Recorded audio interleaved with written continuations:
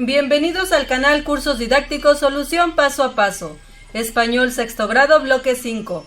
Práctica social del lenguaje 13. Escribir poemas para compartir. El propósito de esta práctica social del lenguaje es que emplees recursos literarios para escribir poemas y organices un encuentro poético en voz alta. Páginas 159 a 168. Gracias por ser parte de la comunidad de cursos didácticos Solución Paso a Paso. Gracias por visualizar nuestro contenido.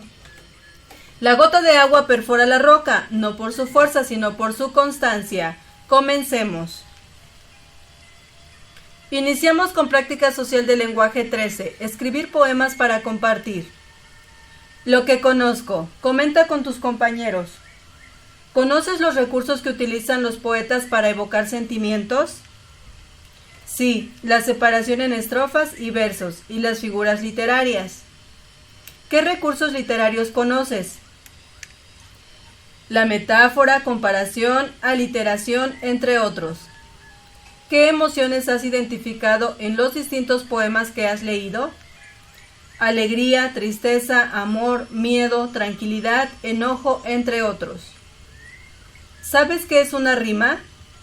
Sí, la rima es la semejanza de sonido en el final de los versos y puede ser consonante o asonante.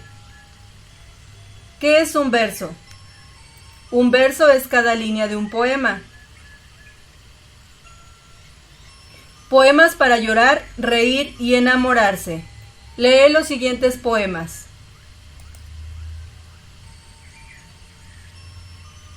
Iniciamos con el primer poema, Al mosquito de la trompetilla.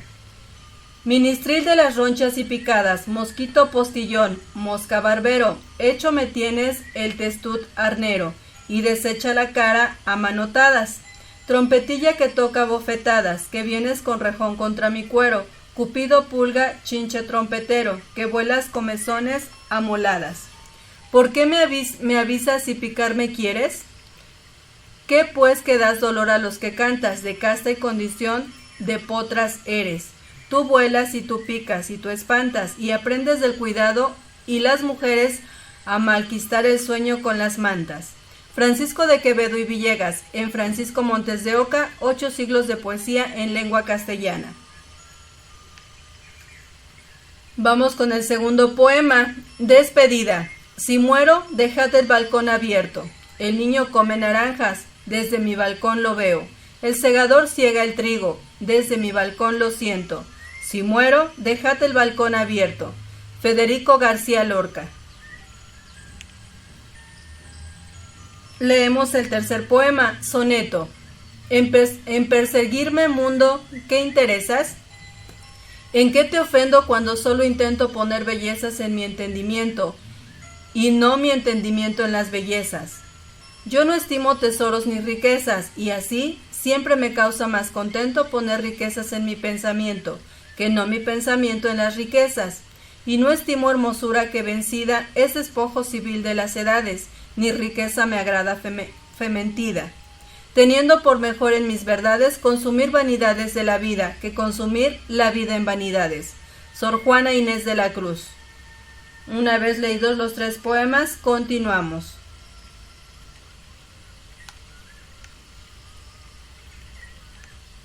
Después de haber leído estos poemas, responde con tu grupo. ¿Cuál de los 3 poemas se refiere a la muerte? El poema llamado Despedida.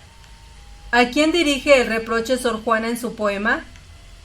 Al mundo, a la gente que la persigue y la critica. ¿A quién alude Francisco de Quevedo en su poema y qué le reclama? A un mosquito que le pica el cuerpo y haga ruido mientras trata de dormir. Comenta con tu grupo las diferencias que encuentras entre estos textos poéticos y los narrativos, como los cuentos. Incorpora estas diferencias en el siguiente cuadro. Visualizamos el cuadro.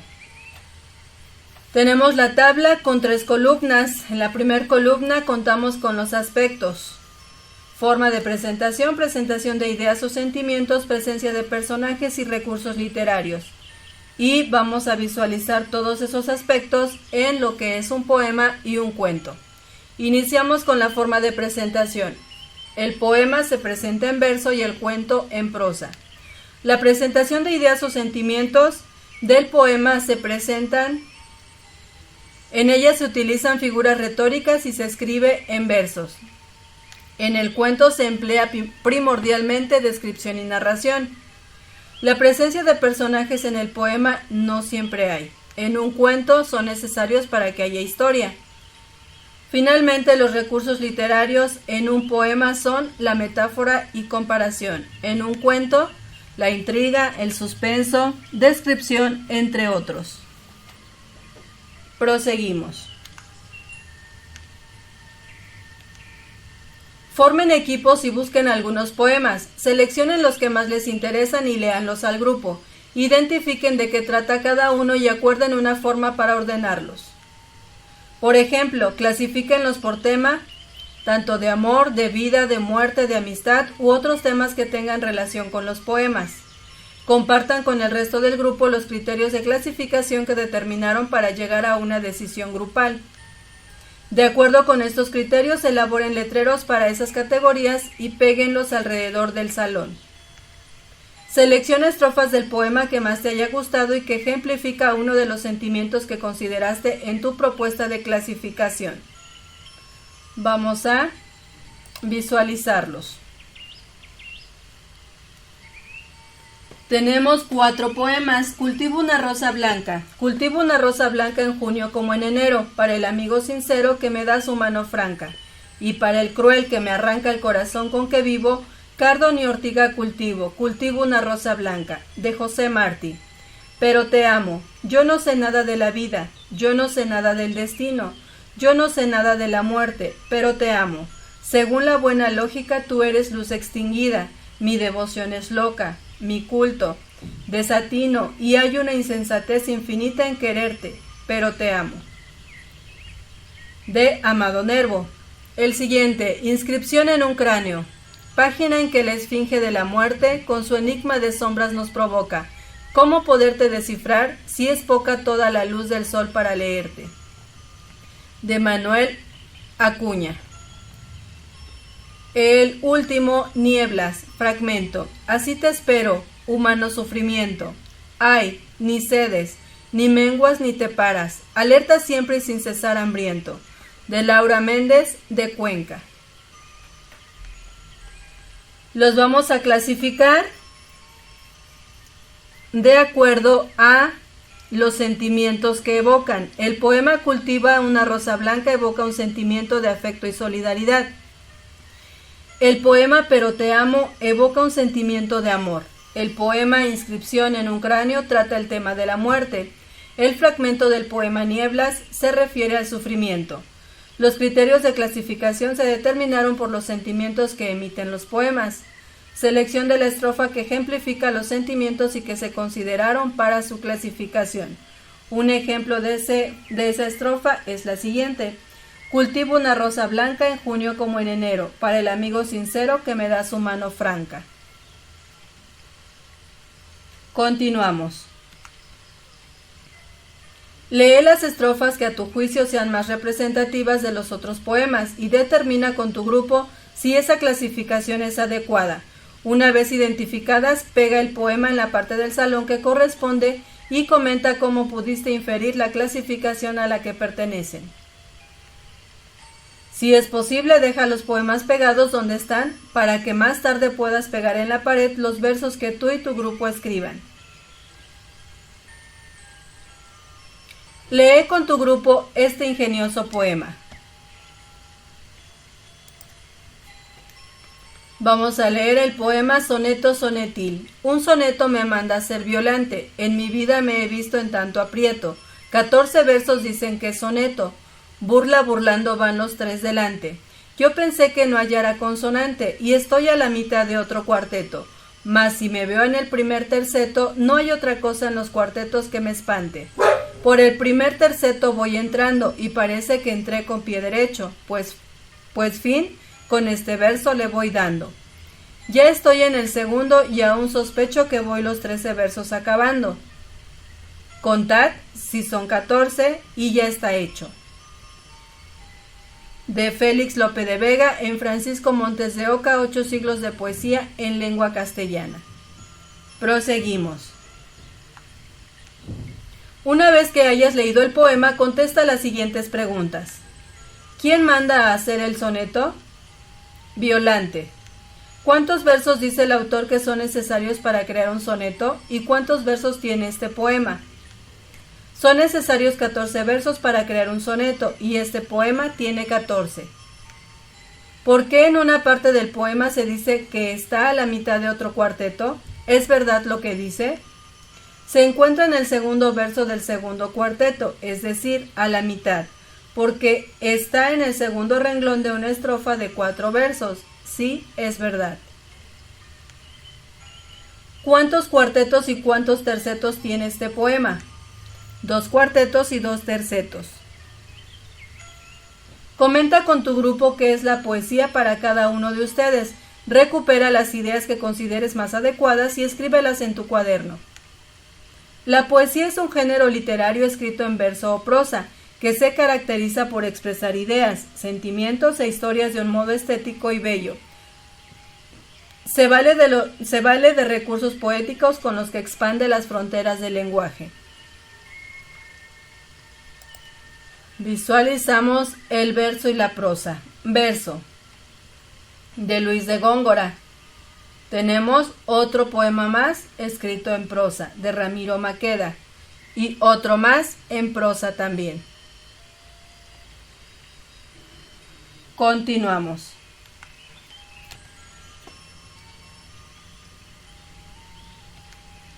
También puedes investigar cuál es la definición de poesía para algunos poetas. Si lo deseas, elabora un cuadro comparativo en el que sistematices las diferentes definiciones. Vamos a visualizar el cuadro, en el cual tenemos distintas definiciones de poesía de algunos poetas. Iniciamos con Mario Benedetti, 1920, su definición. Es la verdadera alma del mundo. Para Pedro Salinas, 1892-1951, su definición es un mundo de acceso a las honduras de la realidad, a la esencia de las cosas y experiencias vitales. Para Antonio Machado, su definición es como la palabra esencial, inquietud, angustia, temor, resignación, esperanza, impaciencia contada con signos del tiempo y revelaciones del ser en la conciencia humana. Para Gustavo Bécquer, 1836-1870, la poesía es ese espíritu, una indefendible o desconocida esencia que se mueve entre él o lo ideal y lo material, entre el mundo de la idea y el mundo de la forma. Y para Federico García Lorca, la poesía es la unión de dos palabras que uno nunca supuso que pudieran juntarse y que forman algo así como un misterio. Esas son las definiciones y continuamos. Escribir un soneto es un reto para cualquier poeta, pues además de estar conformado por 2 cuartetos y 2 tercetos, es necesario que cada uno de los 14 versos cuente con 11 sílabas. Compruébalo, pero antes revisa las sílabas resaltadas de los siguientes versos. ¿Qué similitudes encuentras en ellas? Todas se forman con una palabra que termina en vocal y otra que comienza también en vocal. Estas sílabas que se encuentran unidas corresponden a palabras distintas. A esa unión se le conoce como sinalefa y cuenta como una sola sílaba. Ahora sí, puedes contar, pero ten en cuenta las sinalefas. Visualizamos el ejemplo. Tenemos 1, 2, 3, 4 versos. El primer verso. En perseguirme, mundo, ¿qué interesas? Vamos a separar las palabras en sílabas para poder realizar el conteo y saber la métrica que tiene. Una vez que se encuentran separadas en sílabas, contamos. 1, 2, 3, 4, 5, 6, 7.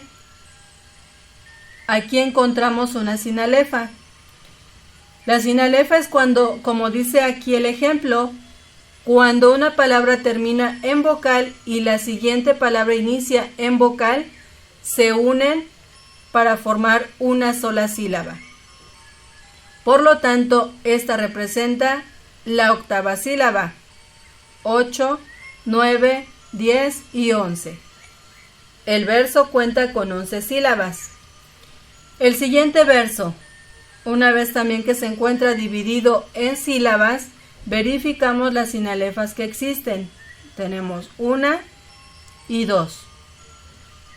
Vamos a contar: 1, 2, 3, 4, 5, 6, 7, 8, 9, 10 y 11.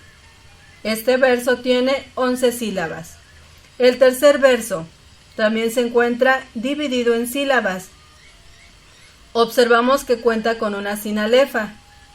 Contabilizamos: 1, 2, 3, 4, 5, 6, 7, 8, 9, 10 y 11 sílabas. El verso tiene una métrica de 11 sílabas. El siguiente y último verso también representa 11 sílabas. Está dividido en sílabas y cuenta con 2 sinalefas. Contamos: 1, 2, 3, 4, 5, 6, 7, 8, 9, 10 y 11. El verso tiene 11 sílabas. Recuerden que para contar, cada palabra del verso se tiene que dividir en sílabas y verificar si existe sinalefa. Continuamos. Fichero del saber. Al número de sílabas de un verso se le conoce como métrica. ¿Cuál es la métrica del poema de Lope de Vega? La métrica del poema de Lope de Vega cuenta con 11 sílabas. Su métrica es de 11 sílabas. Vamos a visualizarlo.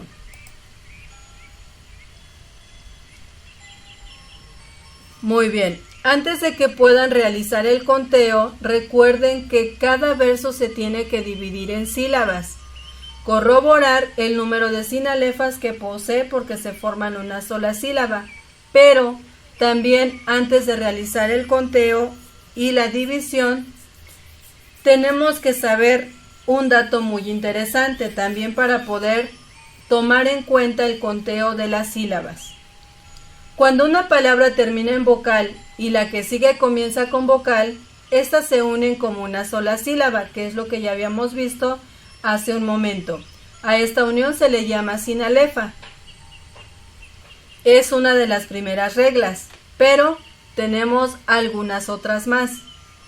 Aquí está el ejemplo. Tenemos la sinalefa. Mi abismo se llenó de su mirada. Al momento de separar en sílabas, me doy cuenta que existe una sinalefa y contamos la cantidad de sílabas que tiene. 1, 2, 3, 4, 5, 6, 7, 8, 9, 10 y 11. El verso tiene 11 sílabas. Hay una regla más. Cuando el verso termina en una palabra aguda, se cuenta una sílaba más. Tenemos el ejemplo: del agua a la garganta del volcán. Una vez que se encuentra dividida, observamos que existe una sinalefa, pero la última palabra es aguda. Por lo tanto, vamos a realizar el conteo. 1, 2, 3, 4, 5, 6, 7, 8, 9 y 10. Pero de acuerdo a la regla, cuando la palabra es aguda, se suma una sílaba más. Por lo tanto, son 10 sílabas más 1 es igual a 11. Por lo tanto, este verso tiene 11 sílabas. Recuerden, son 10, pero como termina en una palabra aguda, se le suma una sílaba más, dando un total de 11 sílabas. Otra regla más. Cuando acaba en una palabra grave, el número de sílabas no varía. Tenemos aquí el final del verso en la palabra miedo. Silencio avises o amenaces miedo. Observamos que termina en una palabra grave, por lo tanto se mantiene la cantidad de sílabas que posee el verso. 1, 2, 3, 4, 5, 6, 7, 8, 9, 10 y 11. No varía, se conserva. Observamos también que cuenta con 2 sinalefas. Vamos con la última regla. Cuando la última palabra de un verso es esdrújula, se cuenta una sílaba menos, es decir, aquí tenemos que restar. Las compañías de los perros dóciles. El verso termina en una palabra esdrújula. Una vez que se encuentra dividida, contamos. 1, 2, 3, 4, 5, 6, 7, 8, 9, 10, 11 y 12 sílabas son con las que cuenta el verso, pero finaliza en una palabra esdrújula, por lo tanto, tenemos que restar una sílaba. Tiene 12 menos una que vamos a restar, nos da finalmente un total de 11 sílabas. Con eso sabemos ahora realizar el conteo de la métrica de un verso. Para empezar, se tiene que dividir en sílabas, verificar si existe sinalefa y si termina en una palabra aguda, grave o esdrújula. Tenemos aquí algunos datos importantes que corroboran lo que es la palabra aguda, la palabra grave, esdrújula y lo que es una sílaba. Sílaba, sonido articulado que se pronuncia en una sola emisión de voz.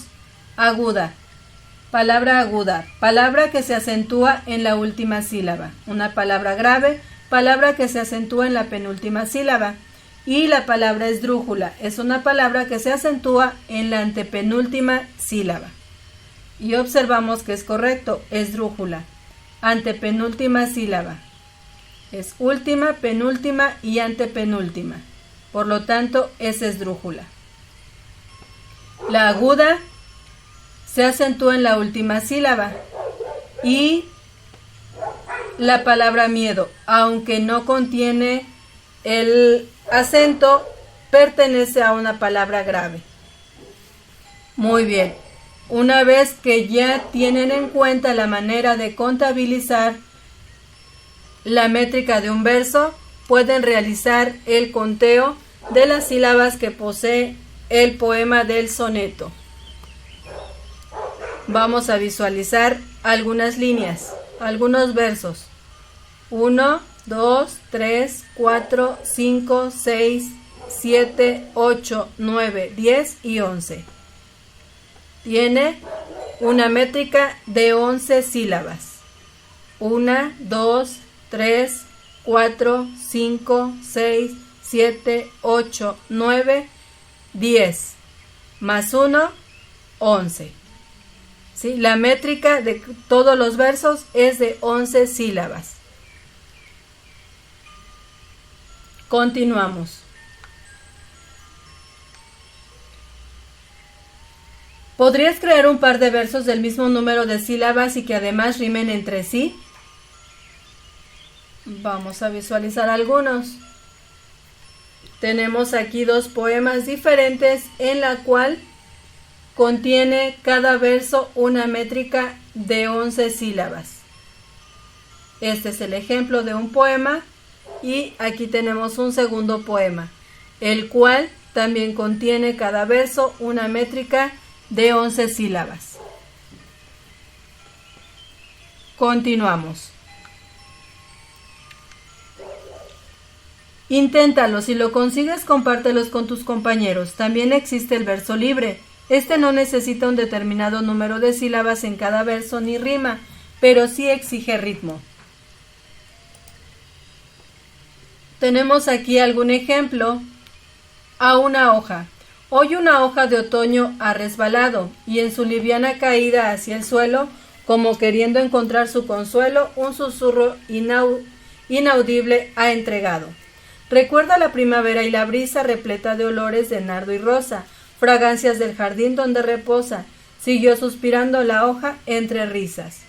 pobre hoja desprendida por el viento, cuya vida eterna ella la creyera, y encontró el olvido marchito y frío. Aquí, ahora la miro y me sustento en la brevedad de su primavera, de su frágil recuerdo, ahora mío. De Verónica Calvo.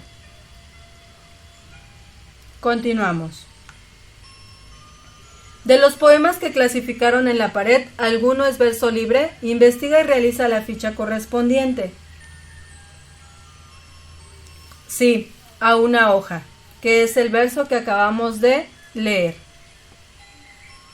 Con esto finalizamos la primera parte del video con el tema Práctica Social del Lenguaje 13.